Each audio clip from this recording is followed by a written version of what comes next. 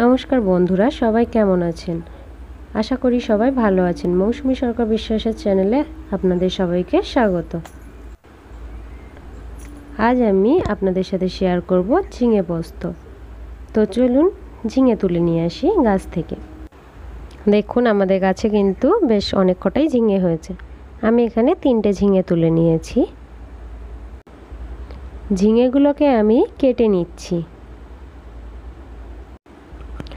আর ঝিঙে পোস্ত করতে আমার লাগছে, এখানে আমি একটা শুকনো লঙ্কা নিয়েছি, হাফ চামচ মতো জিরে নিয়ে নিয়েছি, গোটা জিরে, আর নিয়ে নিচ্ছি 2টো তেজপাতা, নিয়ে নিয়েছি 3টে লঙ্কা, আর এখানে ঝিঙেটাকে কেটে ধুয়ে আমি নিয়ে নিয়েছি।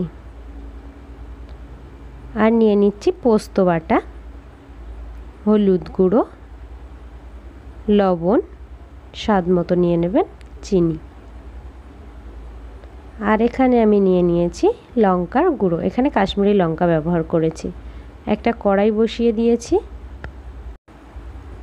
কড়াইটাকে আমি ভালো করে গরম করে নিয়েছি। এরপর এর মধ্যে দিয়ে দিচ্ছি সাদা তেল, আমি এখানে 2 চামচ মতো সাদা তেল দিয়েছি। এরপর আমি এর মধ্যে দিয়ে দিচ্ছি 2টো তেজপাতা, এরপর দিয়ে দিচ্ছি একটা শুকনো লঙ্কা, এর মধ্যে দিয়ে দিলাম গোটা জিরে, আমি এখানে হাফ চামচ মতো গোটা জিরে নিয়েছি। এটাকে হালকা একটু ভেজে নিয়েছি। এরপর এর মধ্যে দিয়ে দিচ্ছি ঝিঙেটাকে।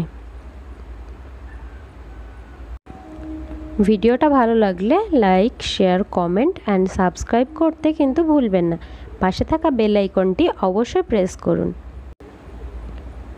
এরপর আমি এর মধ্যে দিয়ে দিচ্ছি 1 চামচ হলুদের গুঁড়ো।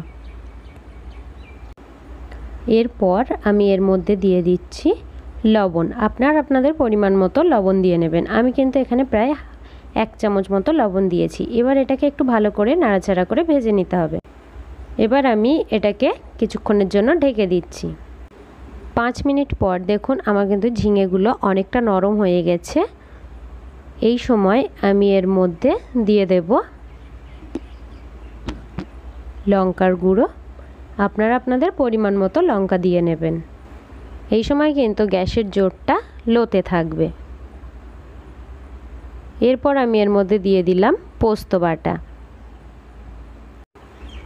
এটাকে একটু ভালো করে নাড়াচাড়া করে ভেজে নিতে হবে। এরপর আমি এর মধ্যে দিয়ে দিয়েছি 1 চামচ জিরে বাটা।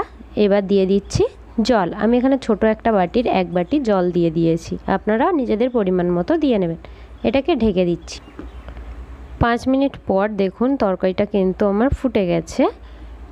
এই সময় কিন্তু গ্যাসের জোরটাও লোতে থাকবে, একদম হাইতে দেওয়া যাবে না। এবার এর মধ্যে দিয়ে দিচ্ছি পরিমাণ মতো চিনি, আপনারা লবণ ও চিনিটা নিজেদের পরিমাণ মতো দেখে নেবেন। আর দিয়ে দিচ্ছি 3টে কাঁচা লঙ্কা কেটে রাখা। আবারও এটাকে আমি ঢেকে দিচ্ছি আরও 5 মিনিটের জন্য। দেখুন 5 মিনিট পর আমার কিন্তু তরকারিটা ফুটে গেছে আর ঝোলটাও অনেকটা কমে গেছে। আমি ঝিঙে পোস্তটাকে একটু ঝোল রাখছি, আপনারা যদি শুকনো শুকনো করতে চান তাহলে কিন্তু আরেকটু ফুটিয়ে নেবেন। এবার আমি এটাকে নামিয়ে নিচ্ছি। এইভাবে বাড়িতে অবশ্যই তৈরি করুন ঝিঙে পোস্ত, আর আমাকে কিন্তু কমেন্ট করে বলবেন কেমন হয়েছে। সবাই খুব ভালো থাকবেন।